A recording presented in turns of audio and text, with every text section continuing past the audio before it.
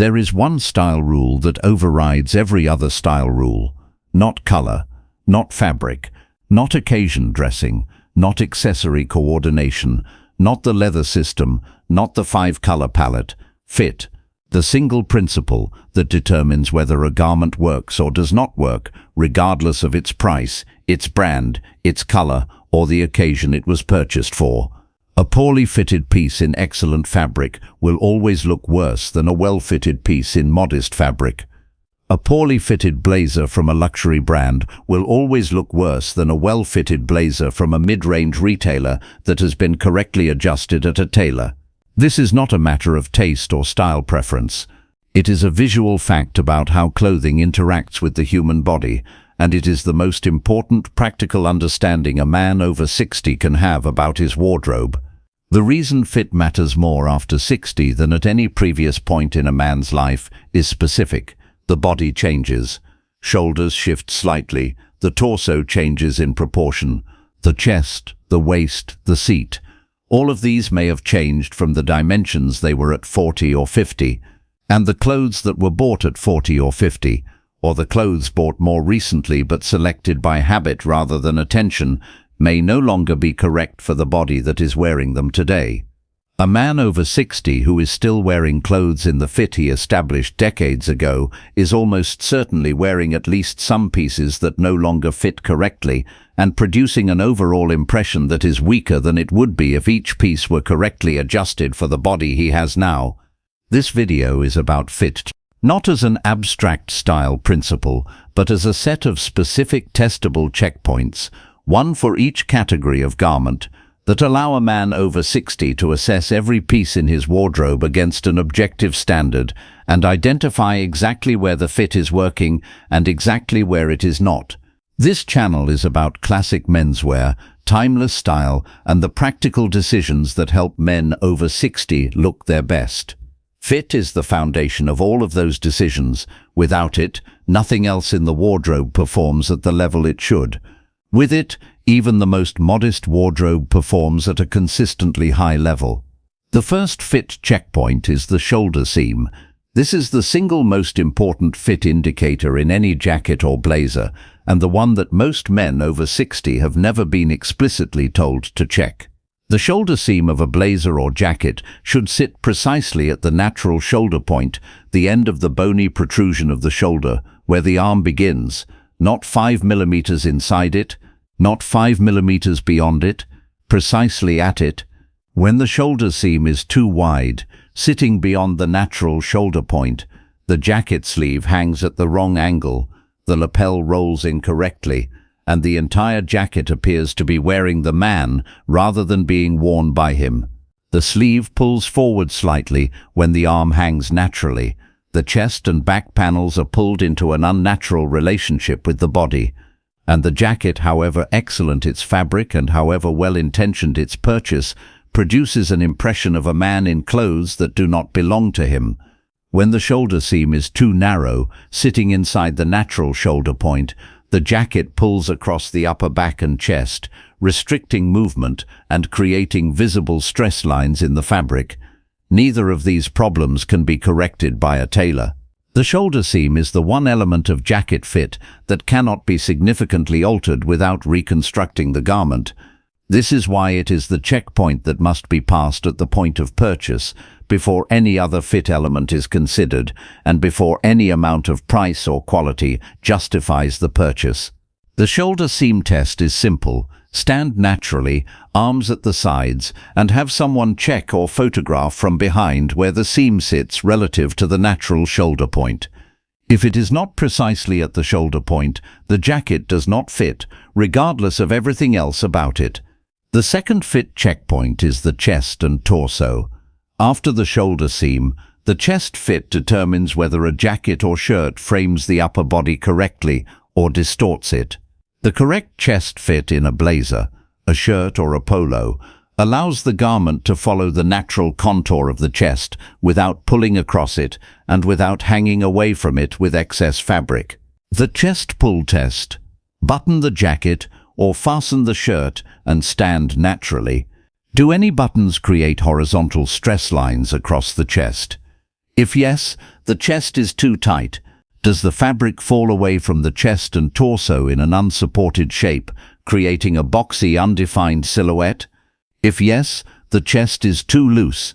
The correct chest fit creates a clean vertical line from shoulder to hip with no pulling and no ballooning, the garment following the body without fighting it or hanging from it.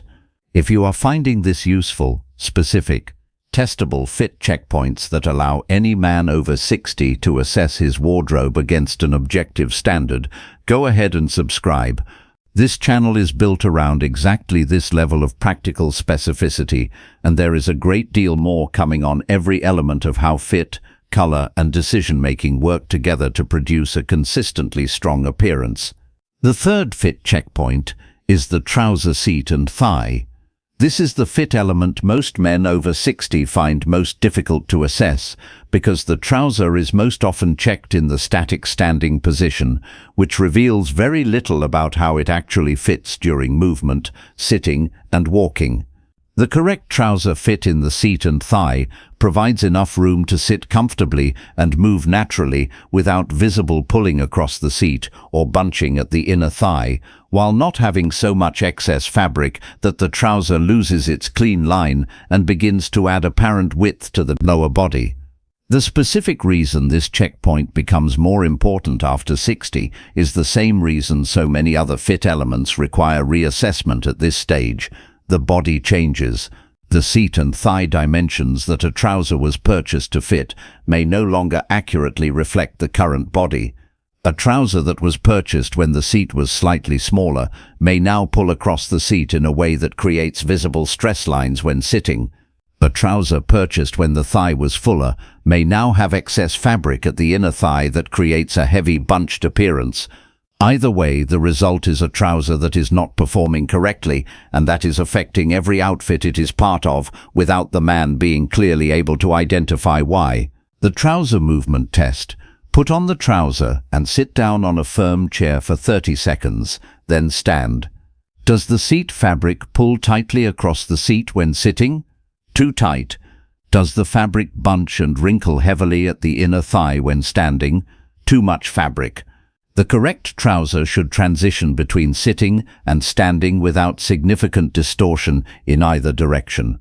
A tailor can take in or let out the seat and thigh to achieve this, and this is one of the most valuable tailor adjustments available because it directly affects the trouser's performance across the full range of occasions and positions. The fourth fit checkpoint is sleeve length. In a jacket, the sleeve should end precisely where the wrist begins, allowing 1 centimetre of shirt cuff to show beneath the jacket sleeve when the arms hang naturally. Not more, not less. This is the detail we addressed in the 10 upgrades video. In a shirt, the sleeve should end at the base of the thumb when the arm hangs naturally, not at the mid-palm, not at the mid-forearm. The sleeve length is a fit element that most men have never had checked, and that is frequently wrong in both directions. Jacket sleeves that are too long concealing the shirt cuff entirely. Shirt sleeves that are too short pulling away from the jacket cuff when the arm is extended. Both are tailor corrections. Both are straightforward. Both produce an immediate visible improvement in the overall impression. The fifth fit checkpoint is the shirt collar. Not the collar structure, which is a fabric and quality issue we addressed in other videos, but the collar size. A shirt collar that is too tight creates visible constriction at the neck and forces the collar to gap above the button. A shirt collar that is too loose allows the collar to separate from the neck, creating a visible gap between the collar and the neck that breaks the clean line from collar to face. The collar size test. Button the collar, insert 2 fingers between the collar and the neck. If 2 fingers fit comfortably with slight tension, the collar size is correct. If 2 fingers do not fit, the collar is too tight. If 2 fingers fit with significant room to spare, the collar is too loose. Now I want to hear from you. Which of these 5 fit checkpoints reveals the most obvious fit problem in your current wardrobe, and which one are you going to address first? Tell me in the comments. I read every one. Here is the complete fit formula. The shoulder seam at the natural shoulder point, non-negotiable, must be correct at purchase. The chest following the body without pulling or ballooning, adjustable by tailor if needed. The trouser seat and thigh providing comfort and movement without excess fabric, adjustable by tailor. The sleeve length ending at the correct point with shirt cuff visible, tailor adjustment. The shirt collar at the correct size for the neck, purchase decision. And the most important practical implication of this formula. A tailor is not a luxury. A tailor is the tool that converts a wardrobe of correctly selected pieces into a wardrobe of correctly fitted pieces. The investment in a tailor appointment, which for most adjustments costs less than any single garment in the wardrobe, produces a return that is visible in every outfit, every occasion, and every impression from that point forward. There is also a specific reason why the tailor relationship becomes more important after 60 than it was at earlier points. At 30 or 40, a man's body is relatively stable year to year. After 60, the body changes more significantly, and the clothes that fitted correctly 2 or 3 years ago may no longer be fitting correctly now. A regular tailor relationship, checking key pieces every year or two and making small adjustments as the body changes, keeps the wardrobe performing at the correct level rather than drifting quietly below it. A man over 60 who has never used a tailor has never experienced what his wardrobe is actually capable of producing.